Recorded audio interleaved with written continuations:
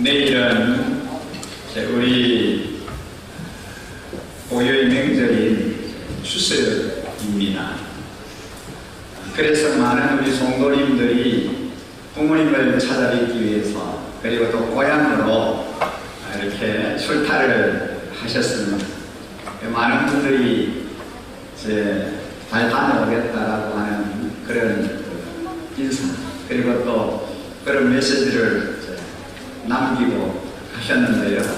그래서 제가 굉장히 걱정을 했습니다. 오늘 주일날 우리 성도님들이 한 분도 안 오셔서 내가 설교를 못하면 어떻게 하나 걱정을 했는데, 많은 성도님들이 또 우리 어린 자녀들이 예배 드리기 위해서 정한 시간에 주님의 전에 나오셔서 너무 감사하고요. 그런 염려와 걱정이 기우에 불과했구나.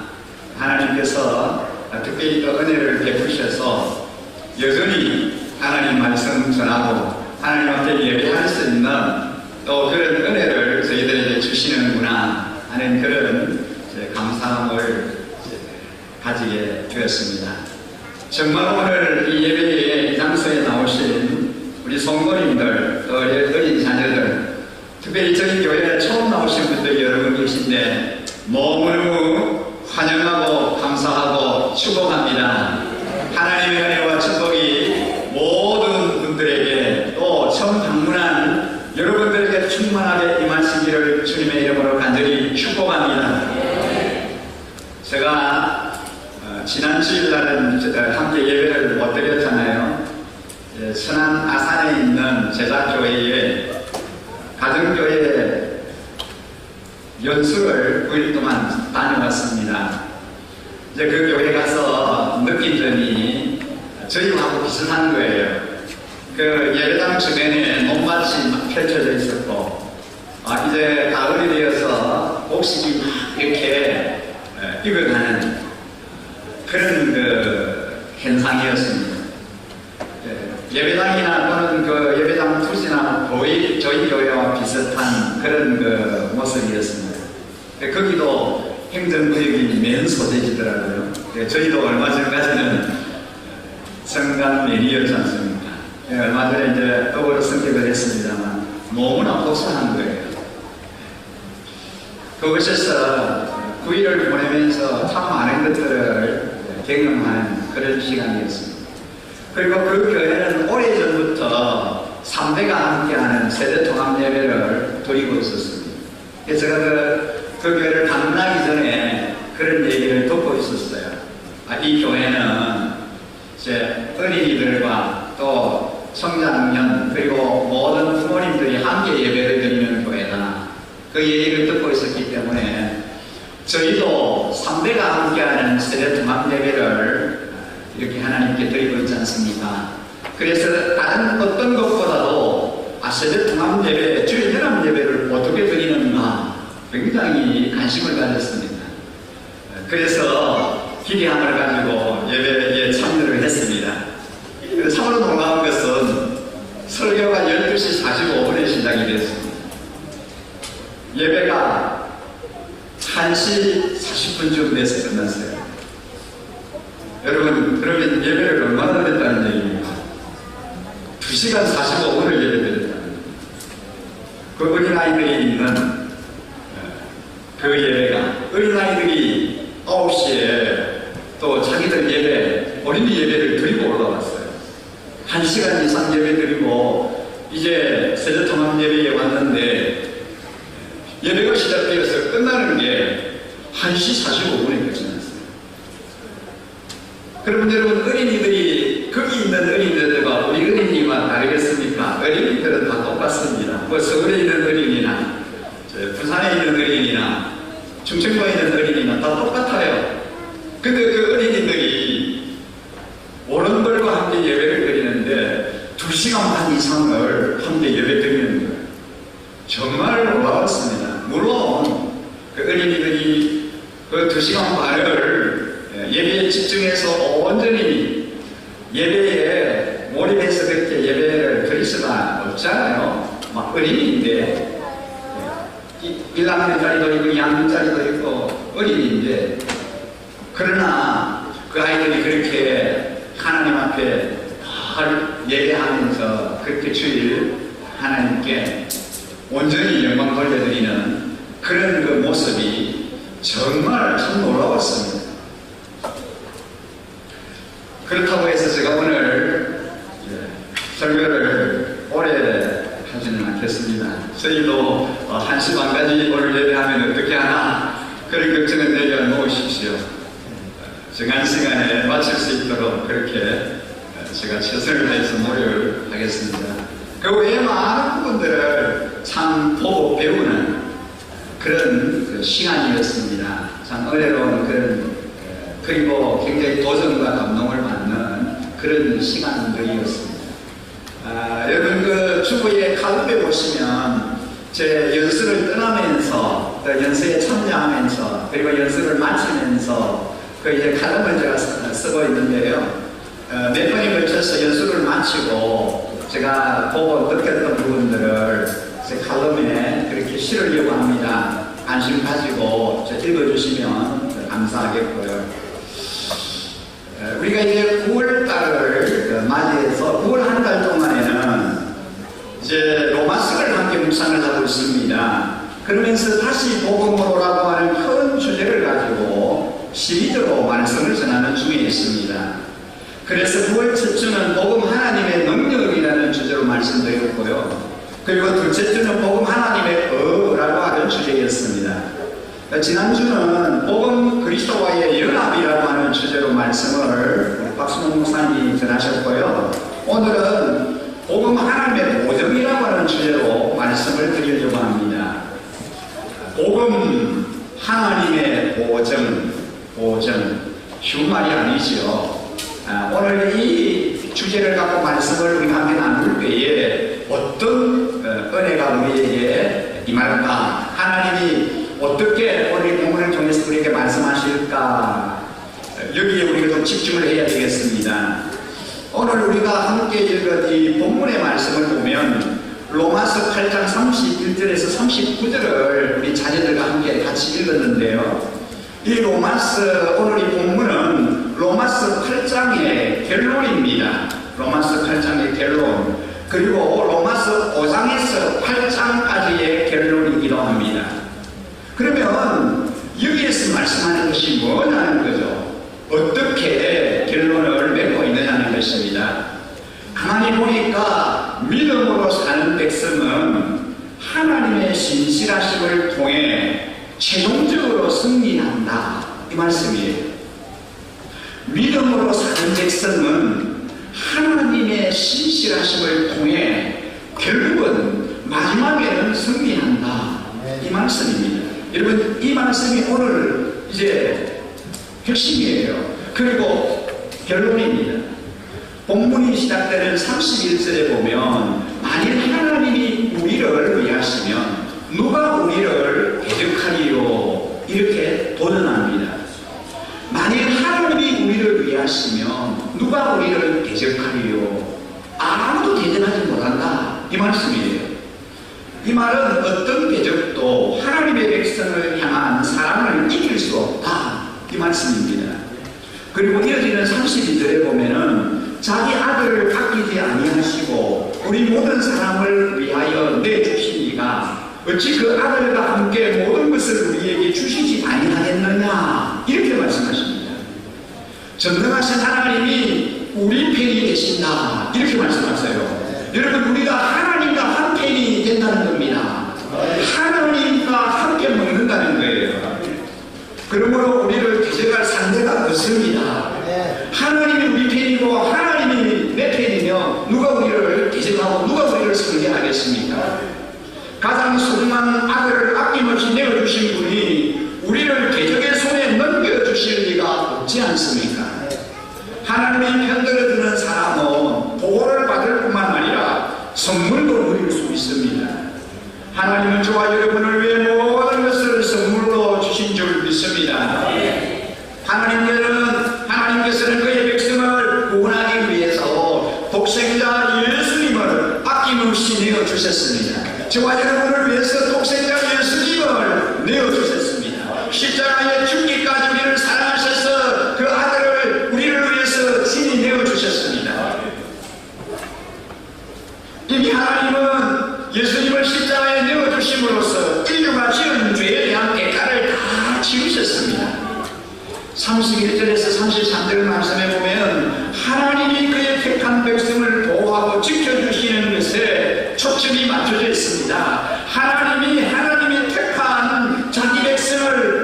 보호하시고 지켜주신다라고 하는 것이 31절에서 33절 말씀의 요약입니다. 그리고 이어지는 34절에 보면은 그리스도 예수가 하나님의 보좌 우편에서 그의 백성을 위해서 간구하는 모습에 초점이 맞춰져 있습니다. 여러분, 예수님이 하나님의 보좌 우편에서 저와 여러분을 위해서 간절히 간구하신다라고 말씀하십니다. 여러분, 하나님 외에 또 누가 그의 백성을 위해서 기도하며 보증해 주실 분이 누가 있습니까? 여러분, 34절 우리 함께 같이 읽어보실까요? 같이 한번 34절을 읽겠습니다. 누가 정죄하리요? 죽으실 뿐 아니라 다시 살아가시니 그리스도 예수시니 그는 하나님 우편에 계신 자요 우리를 위하여 간구하시는 자시니라. 아멘. 하나님이 보좌 우편에 계시면서 우리를 위하여 끊임없이 간구하신다. 우리를 위해서 간절히 기도하신다. 그렇게 말씀하세요. 부활하신 예수 그리스도가 자신의 백성을 위해서 기도하며 오전하십니다. 성도를 위한 예수님의 그 간구가 후회되어 있는 이유는 무엇입니까? 왜? 무엇 때문입니까? 예수님이 십자가를 지며 순종의 본을 보여주셨기 때문입니다. 죽음을 이기고 살아나셔서 생명의 주가 되셨기 때문입니다. 성천하여 보좌 우편에 계셔서 왕으로 만물을 통치하시기 때문입니다. 여전히 그의 백성을 향한 사랑을 포기하지 아니하시고 돌보시기 때문입니다. 예수님은 자기 백성이 져야 할 십자가를 친히 지시고 생명의 길을 열어놓으셨으며 그 길로 백성이 안전하게 들어갈 때까지 한시도 쉬지 않고 기도하고 계십니다. 지금도 저와 여러분을 위해서 하나님의 보좌 우편에서 끊임없이 우리 주님이 기도하고 계십니다. 그러므로 예수님을 믿는 하나님의 자녀들은 그리스도의 은혜 아래 안식을 누릴 수 있습니다. 우리가 어떤 환난 속에서도 흔들리지 말아야 할 이유는 하나님과 예수님이 친히 우리를 지켜주시기 때문입니다. 저와 여러분을 운동자처럼 지켜주시기 때문입니다. 우리 삶을 뒤흔들 만큼 힘든 상황이 있습니까? 내가 도무지 감당할 수 없는 그런 어려움이 여러분 앞을 가로막고 있습니까? 예수님이 우리의 삶을 어떻게 보호하고 우리를 어떻게 지켜주시는지 그 한순간도 우리가 잊지 마시기 바랍니다. 그러면 어떤 환경에서도 승리할 수 있습니다. 여러분, 열악한 환경이나 어떤 위험도 성도를 하나님의 사랑에서 끊어낼 수 없다라고 오늘 사도 바울은 우리에게 강력하게 말씀합니다. 우리를 하나님의 사랑에서 끊어내려는 것들이 무엇입니까? 하나님의 사랑에서 우리를 끊어내려고 하는 그런 것들이 무엇입니까? 오늘 본문에 이렇게 소개합니다. 여러분, 우리 35절을 함께 읽겠습니다. 같이 읽으실까요? 내가 우리를 그리스도의 사랑에서 누가 우리를 그리스도의 사랑에서 끊으리요? 환난이나 공고나 박해나 비근이나 적신이나 위험이나 칼이라. 여러분, 38절도 우리가 함께 읽으십시다. 내가 확신하노니 사망이나 생명이나 천사들이나 권세자들이나 현재인이나 장래인이나 능력이나 높음이나 깊음이나 다른 어떤 피조물이라도 우리를 우리 주 그리스도 예수 안에 있는 하나님의 사랑에서 끊을 수 없으리라. 아멘. 여러분, 그리스도인이라고 해서 모든 고난으로부터 자유로운 건 아닙니다. 우리 예수를 잘 믿으면 아무런 고난도 없고 어려움도 없고 아무런 환난이나 시련이 없다. 그거 아니에요. 예수를 잘 믿어도 고난이 있습니다. 시련이 있습니다. 환난이 찾아옵니다. 어려움이 우리에게 다가옵니다. 그리스도인에게도 감당하기 어려운 고난들이 시련들이 있습니다. 때로는 성도가 그 고난에 직면하면서 그리스도의 사랑에서 끊어지는 것은 아닌가 하는 두려움을 품을 수도 있습니다.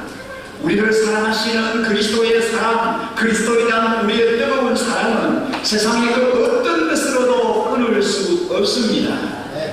사도 바울은 로마서 8장 35절에서 38절 말씀 속에서 그리스도의 사랑을 끊으려고 하는 7가지 장애물을 말씀합니다. 그것이 무엇입니까? 첫째는 환난입니다. 둘째는 공고입니다. 셋째는 핍박입니다. 넷째는 기근입니다. 다섯째는 적신입니다. 여섯째는 위험입니다. 일곱째는 칼이라 그랬습니다. 칼은 죽음과 전쟁을 상징합니다.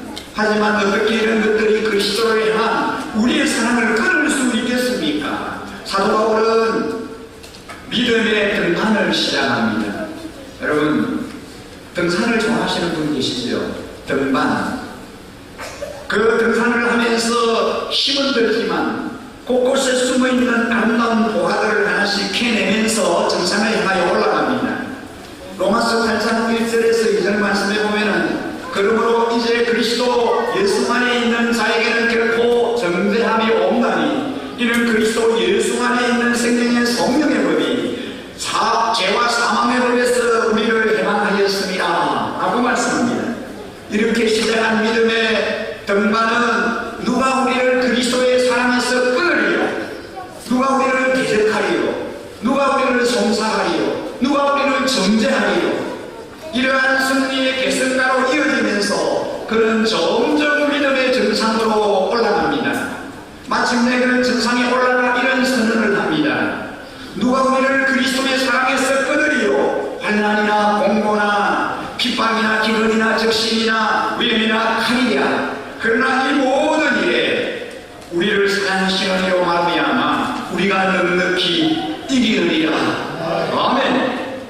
그리고 38절에서도 다음과 같은 믿음의 선언, 사랑의 선언을 합니다. 내가 확신하노니 사망이나 생명이나 천사들이나 권세자들이나 현재일이나 장래일이나 능력이나 높음이나 깊음이나 다른 아무 피조물이라도 우리를 우리 주 그리스도 예수 안에 있는 하나님의 사랑에서 끊을 수 없느니라. 아멘. 사랑하는 우리 주신가도 여러분도 이러한 믿음의 고백을 할 수 있기를 간절히 소원합니다. 이런 고백을 할 수 있는 정금 같은 신앙의 사람들이 되기를 주 이름으로 축원합니다. 로마서 8장 28절에 보면은 우리가 알거니와 그랬습니다. 우리가 알거니와. 그러나 38절에 가면은 내가 확신하노니 라고 말씀합니다. 인식이 확신으로 변하는 것입니다.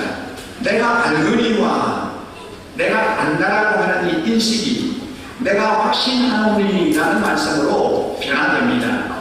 여러분, 지식이 사람을 변화시키는 거 아닙니다. 어떤 의미에서는 지식이 많으면 갈등과 고민이 참 많습니다. 차라리 아무것도 모르는 무식한 사람이 큰 일을 합니다. 아는 것이 힘이 아닙니다. 확신하는 것이 힘입니다. 내가 아는 지식에 대한 믿음이 있어야 합니다. 내가 경험한 사건에 대한 분명한 확신이 있어야 합니다. 오늘날 현대인들의 특징이 무엇입니까? 오늘 사는 많은 사람들의 특성이 뭐냐는 거죠. 오늘날 현대인들의 특징은 정보와 지식은 있어도 믿음과 확신이 없습니다. 너무나 많은 정보와 지식이 바닷물처럼 흘러갑니다. 그러나 내 인생에 대한 지국에 대한 확신이 흔들리고 있습니다. 이 믿음이 흔들리면 세상이 다 흔들리고 갑니다. 여러분, 이 세상에서 승리할 수 있는 비결은 하나님의 사랑에 대한 변함없는 뜨거운 확신입니다. 사도 바울은 이 뜨거운 확신을 이야기하고 있습니다. 오늘 로마서 8장 38절에서 39절 말씀에 보면은 우리의 신앙을 흔들고 변하게 만드는 여러 가지 장애물들을 소개하고 있습니다. 여러분, 그것이 무엇입니까? 그리스도의 사랑을 흔들려고 하는 7가지 장애물들이 있었듯이 하나님의 사랑에 대한 확신을 흔들려고 하는 10가지 장애물이 있다라고 말씀합니다. 우리 믿음을 흔드는 첫 번째 장애물은 무엇입니까? 사망입니다. 이것은 육체적 죽음을 말합니다. 또한 이것은 죽음에 따르는 고통을 말합니다. 대부분의 사람들이 제일 두려워하는 것이 이 죽음입니다. 여러분, 죽음을 두려워하지 않는 사람이 얼마나 되겠습니까? 죽는다. 아, 내가 죽을 수도 있다. 죽음. 당장 우리에게 두려움을 가져가죠. 우리는 죽음에 대한 공포를 가지고 살아갑니다. 또 죽어가는 것에 대한 공포가 있습니다. 하지만 이런 죽음의 공포를 극복한 사람들이 있습니다. 그 중에 한 사람이 신약성경에 소개되는 스데반이라고 하는 사람입니다. 스데반은 자기를 행하여 돌을 들어 쳐 죽일 때 돌이 수없이 날아오고 찢어지는 곳에서 피가 흐르고 있는 그때에 그의 얼굴은 어떠했습니까? 천사처럼 변했습니다. 돌에 맞아서 피의 남자고 피를 흘리면서 죽어가면서 그의 얼굴이 천사와 같았습니다. 저는 저와 여러분의 얼굴이 이 스데반의 얼굴처럼 천사처럼 변하기를 간절히 소원합니다. 특별히 미워하는 사람 앞에서 천사처럼 변하기를 원합니다. 스데반은 돌무덤 속에서도 천사의 얼굴을 가졌습니다. 자기를 죽이려고 하는 사람들을 위해서 저주는커녕 오히려 기도했습니다. 축복했습니다. 스데반은 죽음을 정복했던 위대한 인물입니다. 또 한 사람으로 우리는 유명한 폴리갑이라고 하는 사람을 잘 압니다. 그는 1세기경의 기독교 지도자였습니다. 로마는 이 사람을 예수를 믿는다는 이유로 시행을 하기로 했습니다. 시행하기 전 폴리갑은 과잉장의 흉틀에 묶여 이렇게 그 폴리갑을 향하여 과잉을 지탱하는 자들이 말합니다. 네가 예수를 부인하기만 해라. 한 번만 예수를 모른다고 부인하기만 해라. 예수를 사기꾼이라고 말해라. 그러면 너를 살려줄 것이다. 이때 폴리갑은 이렇게 말을 했습니다. 예수님은 87년 동안 한 번도 나를 배신한 적이 없어. 그런데 내가 어찌 그의 이름을 배신할 수 있겠습니까? 당신이 나를 불에 태워 죽인다고 할지라도 나는 그분을 배신할 수 없습니다. 이 죽음은 나의 기쁨입니다. 여러분, 누가 우리를 그리스도의 사랑에서 끊을 수 있겠습니까? 누가 그리스도 안에 있는 하나님의 사랑에서 우리를 끊을 수 있겠습니까? 사망이나 죽음도 우리의 신앙과 믿음을 약화시킬 수 없는 줄 믿습니다. 두 번째는 생명입니다. 세 번째 장애물은 천사들입니다. 여기서 말하는 천사들은 하나님의 천사를 말하지 않습니다. 이것은 악한 천사들입니다. 악한 영을 말합니다. 네 번째는 근세자들입니다. 다섯 번째는 현재 일입니다. 여섯 번째는 현재와 상반되는 개념인 장래일입니다. 일곱 번째 장애물은 능력입니다. 여덟 번째는 모품입니다. 저 위에 있는 어떤 힘을 말합니다. 아홉 번째의 장애물은 기품입니다. 이것은 저 아래에 있는 세상을 말합니다. 가난, 멸시, 천대, 낮은 지위 등이 바로 그것입니다. 여러분, 우리들이 그곳에 있으면 굉장히 힘들어합니다. 높은 자리에 가도 굉장히 힘이 듭니다. 우리가 헌금을 한 번 드리려고 하면은 얼마나 힘이 듭니까? 주님을 위해 헌신하고 봉사할 때마다 얼마나 계산하고 따집니까? 여러분, 우리는 하나님을 섬긴다고 하면서 너무나 간단하게 주의 말씀을 거역해 버릴 때가 많습니다. 그러면서도 우리는 주님을 사랑한다라고 말합니다. 아무리 좋은 환경도 우리를 유혹할 수 없고, 아무리 남고 비천한 환경도 우리를 자멸시킬 수 없습니다. 이런 것들이 우리를 그리스도의 사랑에서 끊을 수 없습니다. 나의 신앙 고백을 바꿀 수도 없습니다. 참 사랑을 위하여 여러분, 우리는 지금까지 하나님의 사랑에 대한 확신을 흔들려고 하는 장애물 9가지에 대한 이야기를 잠시 생각해 보았습니다. 이 모든 것을 보면 우리의 믿음은 사망이나 생명이나 천사들이나 권세자들이나 능력이나 현재인이나 장래인이나 높음이나 기쁨 같은 이런 모든 시련을 겪고 싸우고 넘어지면서 생기는 것입니다. 이것이 정금 같은 신앙인 줄 믿습니다. 이것이 기적을 일으키는 신앙인 줄 믿습니다. 이것이 세상을 변화시키는 신앙입니다. 이런 의미에서 볼 때 우리의 신앙은 얼마나 값하고 천박한지 모릅니다. 잘 대해주면 좋아하고, 보통을 주면 싫어하고, 박수 쳐주면 교회 오고, 무시하면 교회 오지 않고, 우리들의 신앙은 대부분 이런 차원을 넘어서지 못하고 있습니다. 여러분, 혼신이 없는데 어떻게 좋은 신앙이 생길 수 있겠습니까? 그런 신앙으로 도대체 무슨 일을 할 수 있겠습니까? 무슨 기적을 일으키겠습니까? 참 신앙은 죽음을 통과합니다. 모든 시련과 역경을 통해서 마치 조개 속에서 진주가 생겨나듯이 수많은 쇠붙이와 도리도가스 정금이 나오듯이 신앙은, 진정한 신앙은 그렇게 탄생하는 법입니다. 이런 신앙을 가진 사람들은 어떤 경우에도 흔들리지 않습니다. 어떤 말에도 상처받지 않습니다. 어떤 소리가 와도 괴로워하지 않습니다. 모든 것들을 배설물같이 여기고 오직 고상한 그리스도의 영광을 위하여 그가 살든지 죽든지 온전히 그리스도에게만 달려갑니다. 우리가 성경을 보면 사도 바울은 빌립보서 4장 11절에서 13절에 이런 그의 신앙의 고백을 보게 됩니다. 그는 이렇게 말합니다.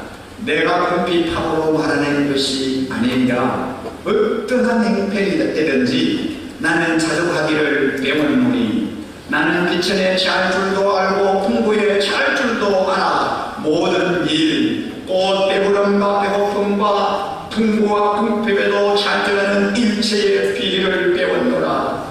내게 능력 주시는 자 안에서 내가 모든 것을 할 수 있느니라. 아멘. 여러분, 돈에 맞으면 어떻고 감옥에 가면 어떻습니까? 배고프면 어떻고 강도를 만나면 어떻고 내 주위의 모든 것이 하루아침에 곤두박질하면 어떻습니까? 이런 것은 그다지 중요한 것이 아닙니다. 이런 것들이 하나님을 사랑하고 사랑하지 않는 것을 결정하지 않습니다. 우리는 이러한 것들로 하나님의 사랑을 평가하기 쉽습니다. 그러나 사도 바울은 다음과 같이 말합니다.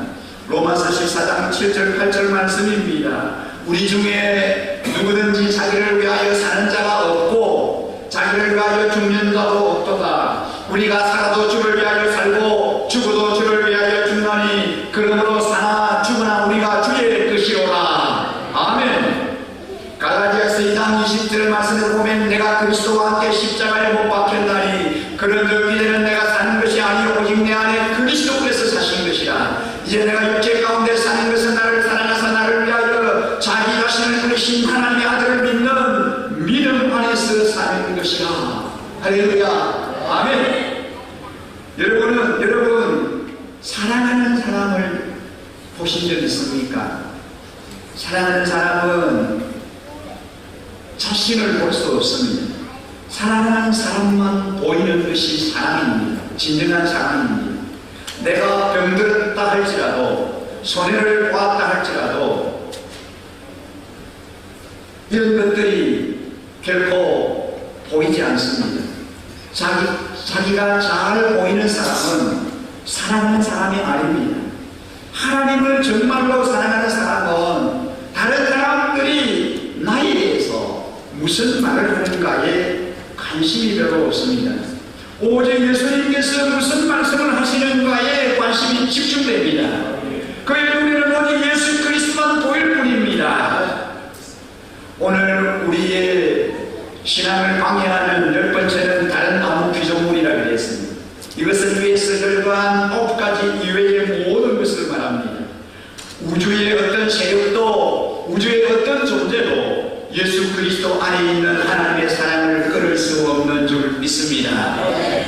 여러분, 우리가 잘 아는 찬송가 중에 94장 잘 아시지요? 어떤 찬송입니까?